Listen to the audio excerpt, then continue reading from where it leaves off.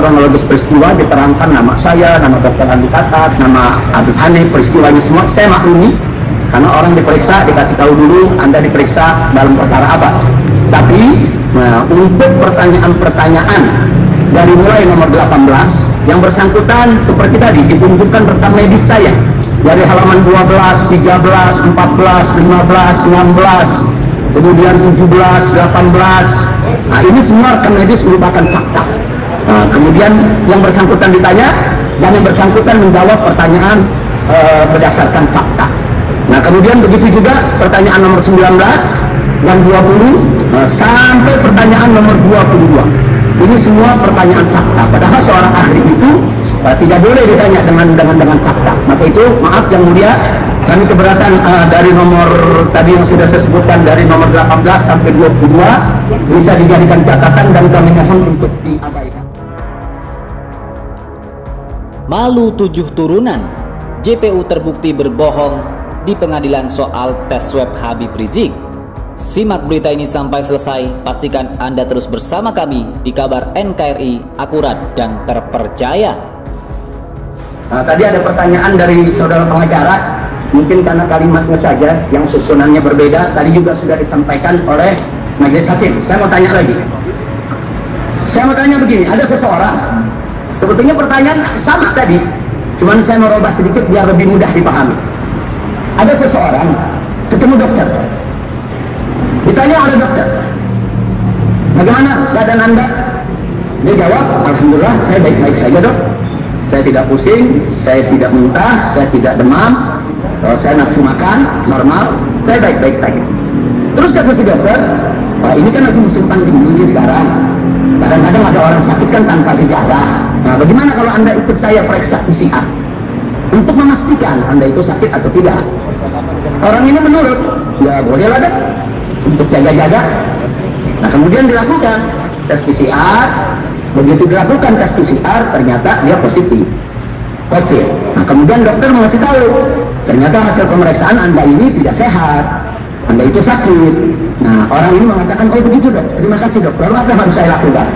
Dikasih petunjuk oleh dokter untuk berobat, isolasi, minum obat, dan seterusnya. Setelah itu dia bertemu kawannya. Kawannya tanya, kamu sehat? Kali ini dia mengatakan, oh tidak, saya sakit. Kemarin habis periksa PCR, ternyata saya sakit, saya tidak sehat. Nah, sekarang pertanyaannya, pada saat pertemuan pertama dia dengan dokter, dokter tanya, bagaimana keadaan kamu? Saya baik-baik saja, tidak ada saya rasakan sakit. Karena dia tidak tahu sama sekali. Nah, karena ini kan bicara objektivitas dokter, itu berdasarkan pemeriksaan. Tapi subjektivitas seorang pasien itu berdasarkan apa yang dia rasa. Nah, jadi pertanyaannya, apakah saat ditanya oleh dokter tadi sebelum dia tahu bahwa saya sehat-sehat saja, apa dia bohong? Tidak. Terima kasih. Nah, itu jawaban indah sekali dari Anda seorang ahli. Terima kasih. Baik. Kemudian saya lanjutkan. Kepada ya, tadi sudah disebutkan yaitu tentang keonaran. Saya mau tanya satu saja terakhir dari saya.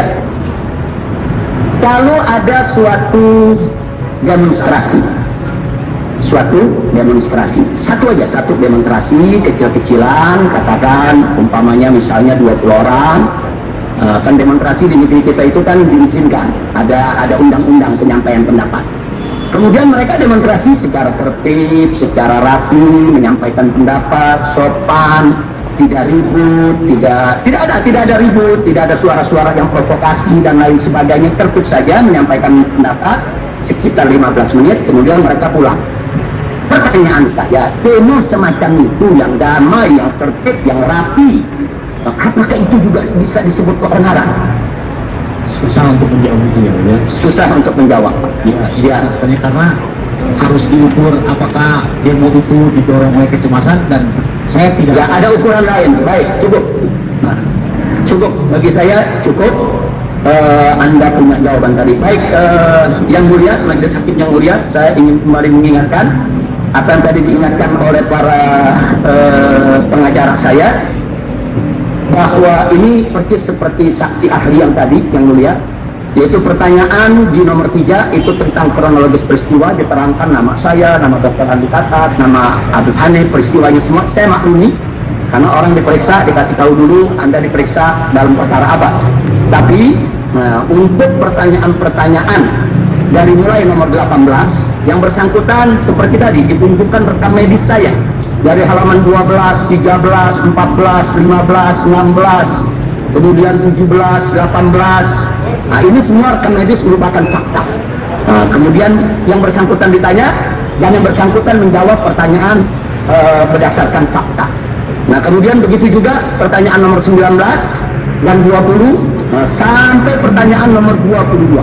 Ini semua pertanyaan fakta. Padahal seorang ahli itu tidak boleh ditanya dengan fakta. Maka itu maaf yang mulia, kami keberatan dari nomor tadi yang sudah saya sebutkan dari nomor 18 sampai 22 bisa dijadikan catatan dan kami mohon untuk diabaikan. Terima kasih majelis yang mulia.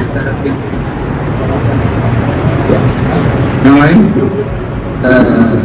Menambahkan sedikit saja yang mulia, tegas bahwasanya ada subjektivitas yang menurut kami sudah terlalu dalam di sini. Tadi sudah dijelaskan. Pertanyaan nomor 20. Maksud dari pernyataan saudara Hanifalatas adalah mengelabui orang lain dan menuntut opini untuk membantah pernyataan Satgas Covid Kemenkes RI yang menyebutkan bahwa Muhammad Rizik terkonfirmasi Covid. Ini pernyataan Satgas Covid Kemenkes RI ini nggak pernah ada. Jadi selain terlalu dalam masuk ke substansi permasalahan, ke fakta permasalahan, bahkan data yang dijadikan kesimpulan untuk mengambil pendapat pun keliru yang mulia. Karena saya membantah Satgas yang menyatakan bahwa sudah positif. Satgas nggak pernah mengumumkan ada positif. Sampai sekarang tidak ada satupun. Silakan tanya aja langsung. Dari mana informasi itu didapatkan saudara ahli? Ya, itu simpulan tafsiran saya sendiri. Oh, tafsiran sendiri. Cukup saya kira sampai situ. Mohon diabaikan yang mulia. Andi Tatat, tidak ada pertanyaan.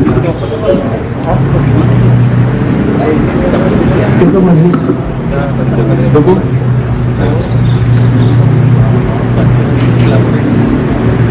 Baik ya, para terdakwa terhadap keterangan ahli ini sama seperti ya, ada yang keberatan ya terhadap poin-poin yang kami minta diabaikan karena pertanyaan itu menyangkut fakta yang mulia. baik. Ya, adapun jawaban-jawaban beliau kepada pertanyaan jaksa penuntut umum nanti sebagian akan kami jawab di pledoi karena kami juga nanti punya saksi ahli yang akan kami hadirkan. Nah, terima kasih yang mulia. Baik ya, ahli, terima kasih sudah hadir di sidang. Ya. Silakan.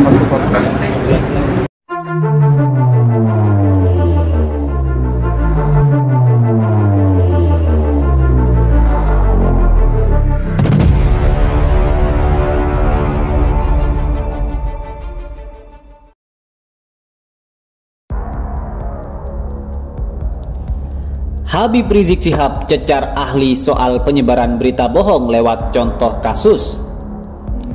Sidang lanjutan perkara hasil swab tes COVID-19 di Rumah Sakit Umi atas terdakwa Muhammad Rizik Syihab kembali digelar di ruang sidang utama Pengadilan Negeri Jakarta Timur pada Rabu 5 Mei 2021. Kali ini sidang beragendakan pemeriksaan dua saksi ahli yang dihadirkan jaksa penuntut umum, yakni ahli sosiologi hukum dari Universitas Trisakti Trubus Rahardiansyah dan epidemiologi dari Universitas Indonesia Triyunis Miko Wahyono. Dalam persidangan, Trubus Rahardiansyah mendapat pertanyaan dari Habib Rizik Syihab perihal penyebaran berita bohong. Mulanya, Habib Rizik Syihab mengambil contoh yang berkaitan dengan perkara tersebut dan menjabarkannya kepada Trubus dengan menggambarkan adanya tiga pihak bersangkutan. Saya contohkan, ada seorang ayah, anak, dan dokter. Lalu ayah itu bertemu dokter dan ditanya apakah Anda sang ayah sehat. Ayah jawab sehat-sehat saja karena merasa segar, bisa makan dengan baik. Lalu dokter menyarankan bagaimana kalau tes PCR. Karena saat itu lagi masa pandemi COVID-19, lalu dilakukan dan ayah setuju untuk melakukan swab, tutur Habib Rizik dalam persidangan.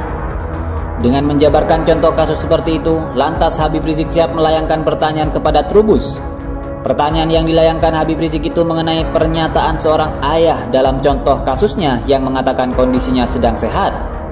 Karena kata dia saat itu belum dilakukan tes apapun, hanya berdasarkan apa yang dirasa oleh badan sang ayah dalam contohnya itu. Lantas, apakah jawaban si ayah di jawaban pertama kepada dokter apakah bohong? Sedangkan dia belum tahu hasil tesnya, bahkan belum dilakukan tes swab. Apakah itu bohong? Tanya Habib Rizik kepada Trubus. Menanggapi pertanyaan Habib Rizik, lantas Trubus memberikan jawaban singkat dengan menyatakan kalau yang disampaikan sang ayah dalam contoh kasus Habib Rizik Syihab itu tidak berbohong. Karena belum ada pemeriksaan, jadi itu bukan kebohongan, jawab Trubus. Tidak cukup sampai di situ, Habib Rizik Syihab kembali memberikan gambaran kepada sosok sang anak dalam contoh kasusnya kepada Trubus.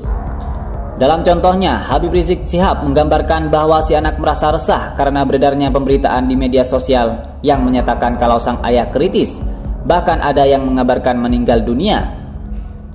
Lalu Habib Rizik Syihab kembali melanjutkan penggambarannya dengan menjelaskan kalau si anak ini turut serta dalam pemeriksaan sang ayah untuk keperluan tes swab ke rumah sakit. Lalu untuk meredam berita yang beredar, anak tersebut memberikan kabar bahwa sang ayah dalam keadaan sehat. Karena memang saat itu, kata Habib Rizik Syihab, hasil tes swab sang ayah belum keluar. Untuk meredam berita yang ada di medsos itu, si anak ikut si ayah untuk melanjutkan menjalankan pemeriksaan yang ditawarkan oleh dokter, tutur Habib Rizik. Kemudian Habib Rizik Syihab kembali melayangkan pertanyaan kepada Trubus mengenai bohong atau tidaknya pernyataan anak tersebut yang semata untuk meredam berita yang beredar. Lantas apakah itu suatu kebohongan? Tanya Habib Rizik kepada Trubus. Kalau dia belum tahu berarti bukan suatu kebohongan, jawab Trubus. Sebagai informasi, pada kasus ini, eks-pentolan Front Pembela Islam atau FPI Habib Rizik Syihab didakwa menyiarkan berita bohong serta menutupi hasil swab test yang dilakukan di RS Umi Bogor.